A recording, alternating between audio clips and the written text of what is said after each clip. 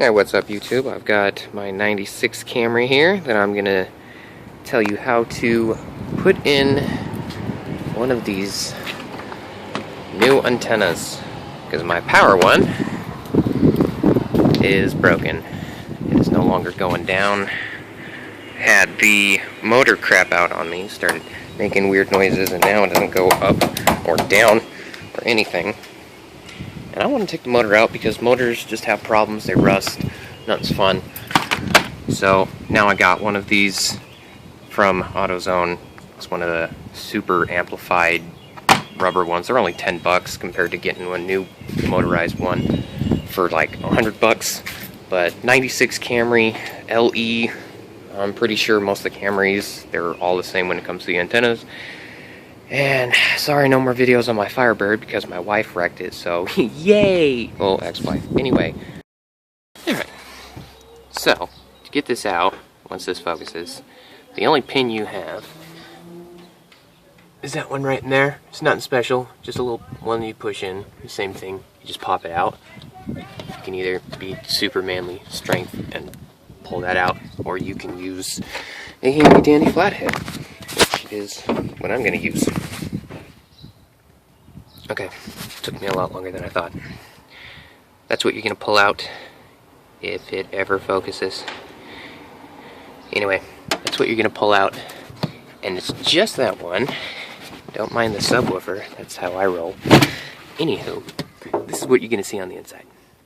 You got two wires leading into, oh god, your motor and assembly in here. I think I have it unplugged right now because it was making funny noises and I didn't want it to explode. But you have a clip here on top and a clip here on the bottom. Alright, after you get those unplugged, these two nuts here are going to have to come out, which is holding pretty much the whole motor assembly on the inside in place back here. Kind of hard to see, but that's the whole assembly in the back, and these two are the only holding it together. It's a 10mm, as well, that's what I'm using. Alright, just got those out. That's exactly what's going to come out of there. Very simple. And now that the only thing, for me at least, it's not going to come out because the only thing holding it in is my antenna, which is stuck in the up position.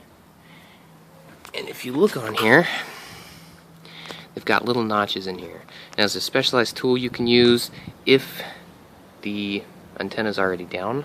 I don't have that tool, and I don't want to use that tool. Plus, I'm replacing this anyway, so I don't really care about scratching it up. You can use pliers or whatever. As long as this little piece here, you can get something in the notches or round it, clamp it, turn it, and that'll take that off. So you can take the whole grommet rubbery thing out, and you can finally take this broken piece out.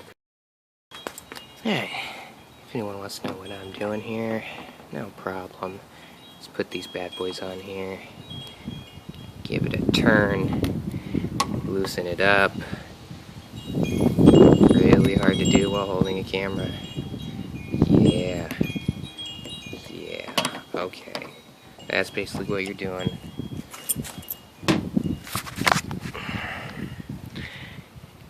Nope.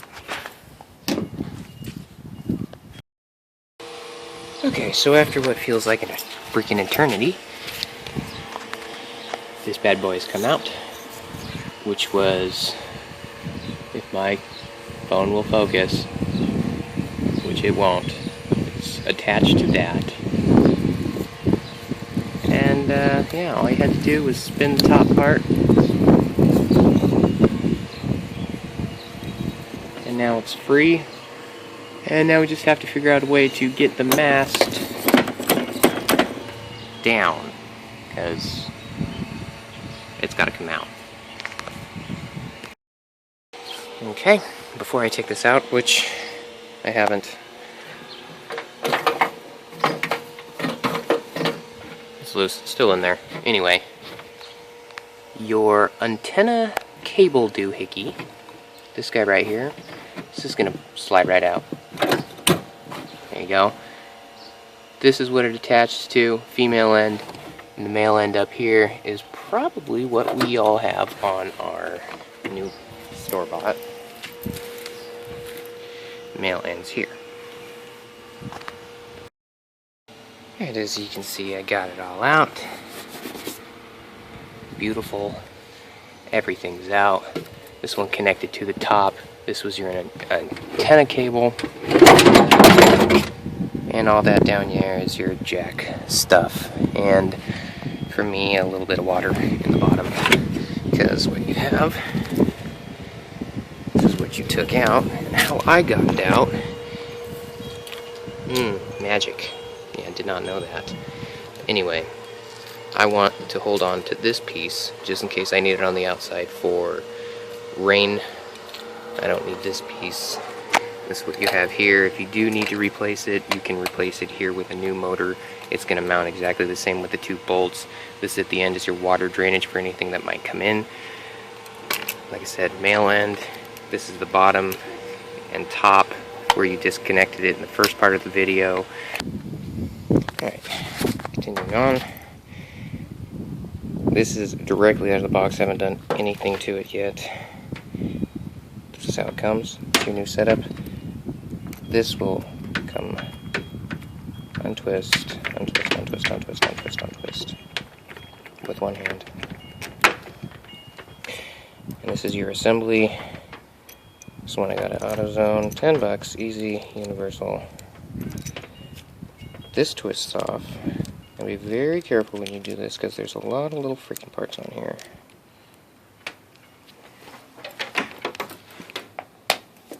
It's the top. And everything.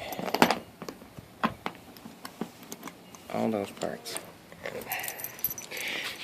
These little guys are going to go underneath and keep it up like so.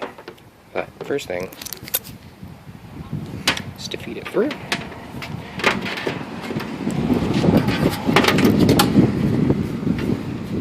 And there we go. Now you can hold on to the end here, feed this through one-handed. Alright, that's going to be fed through. You're going to put these off to the side so it can't get through. Basically, these in and then turn them horizontally so they can't get out. And then you're going to screw the top part in so these are stuck like this. Alright, so I just got it on. I just set the top piece on. And this is how it's going to look. And for this one, you can move it around. That's why it's on this little dome here, is you can actually move it around while it's on here before you twist it on, so it's not sticking out the side of your car like a retard. It can go straight up to the top. And like I said, the bottom pieces, make sure they're still flat, and all I have to do is twist this on, tighten it up, and make sure, really make sure that it's on tight.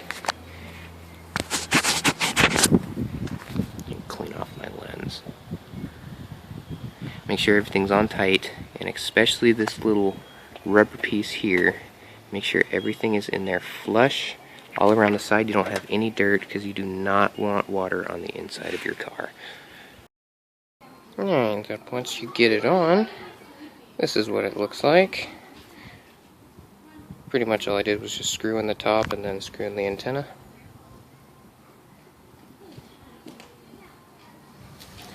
I did put a little bit of sealant on it, just in case it does leak, so I don't have to worry about that. And the last step, very simple,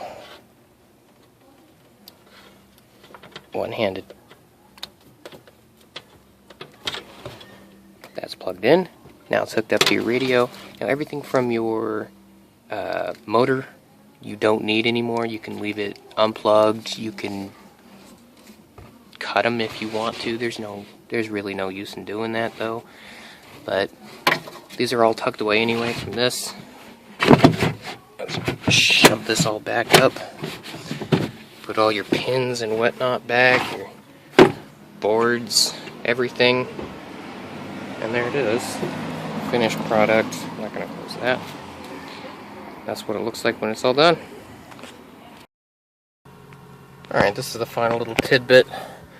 As you can see, there it goes. There's my little antenna that I just showed you how to put in.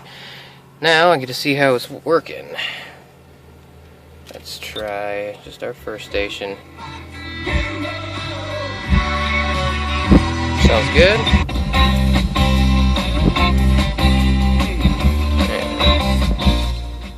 Everything sounds good. 1, 2, 4, and 5 from my station come in perfectly clear on the motorized one that I used to have in, and 3 came in fuzzy. I don't use 6 because there's not that many good stations, but I'll let you hear for yourself.